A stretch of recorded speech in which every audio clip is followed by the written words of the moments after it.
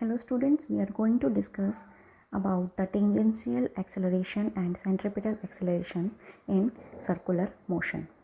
So first of all, we had started with uniform circular motion, and in uniform circular motion we know that the angular velocity is constant, and when the velocity is constant means there is no change in the velocity, and we also know that acceleration is directly proportional to change in velocity, and when there is no change in velocity in uniform circular motion, then in that case the angular acceleration will be 0.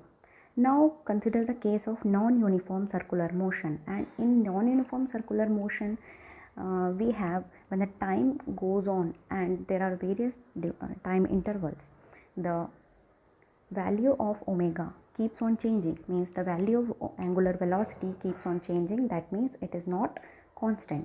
So in that case we will be having acceleration equal to d omega by dt. There will be some value for omega, and we know the relation v is equal to omega r for the linear velocity, that is equal to the angular velocity multiplied by the radius of the circle where the object is keeping on moving.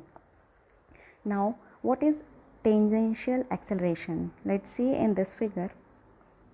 Here we are having a circle of radius r, and the velocity at this given point is given by this vector. So the tangential acceleration will act along that linear velocity.